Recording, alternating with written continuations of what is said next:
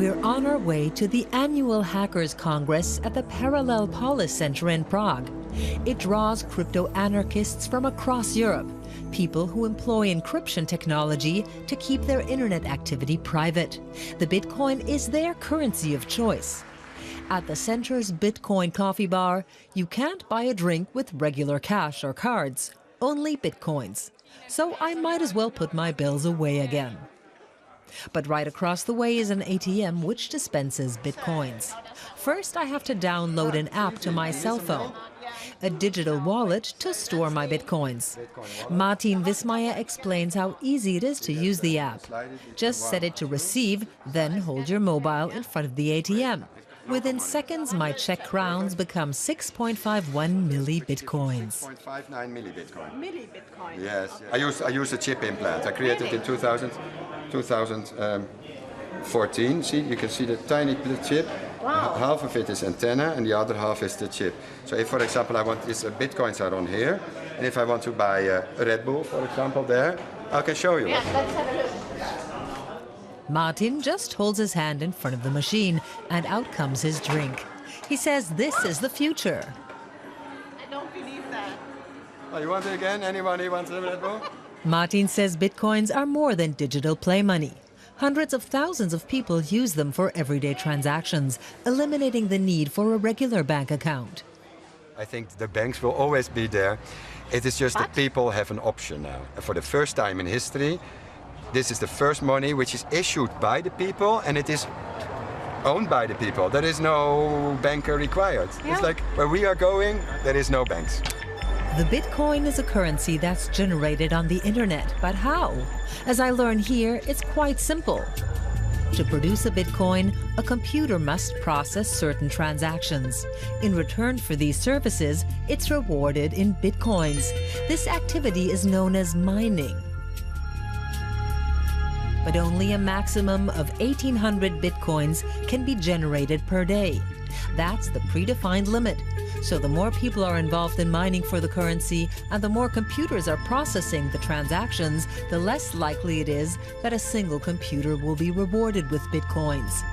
So today, anyone wanting to earn large amounts of Bitcoins needs to have huge pools of computers or mines.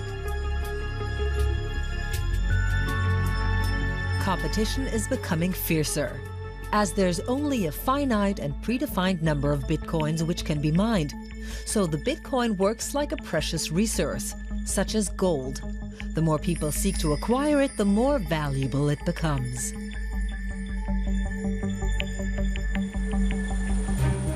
Around the world, people are feverishly mining for Bitcoins. One of the biggest mines is located in Iceland. We're coming in for a landing with Bitcoin pioneer Marco Streng.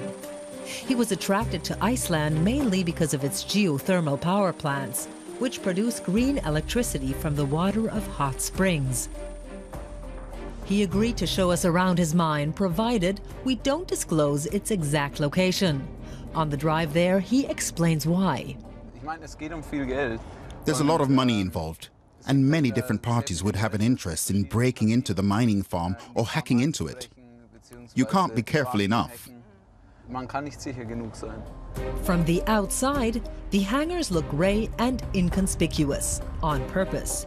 Few Icelanders are aware that huge amounts of virtual money are produced here every day. Inside, it's incredibly loud. My God, how many machines are there? There are over 10,000 graphic cards on this side alone, more than the world's biggest supercomputer. What do you earn here per day? If I told you that, straight away all our competitors could draw a conclusion as to how large we are. In theory, that would give them a competitive advantage. Roughly.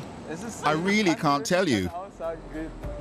What he will tell me is that the electricity bill for his mine is €1 million a month. Most of that spent cooling the computer processors.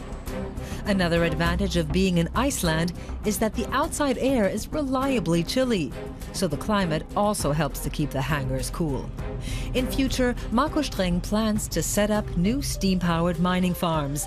He believes that in an increasingly uncertain world, the value of the Bitcoin can only go one way, up. What makes the Bitcoin special is this independence from the financial world. And that's almost always the banks. And of course, we've seen in the past that this system is, in many places, doomed to failure. Marco Streng is even considering building his own geothermal power plant. After all, he's got to invest the money he's earned somewhere. Money earned by producing a lot of hot air.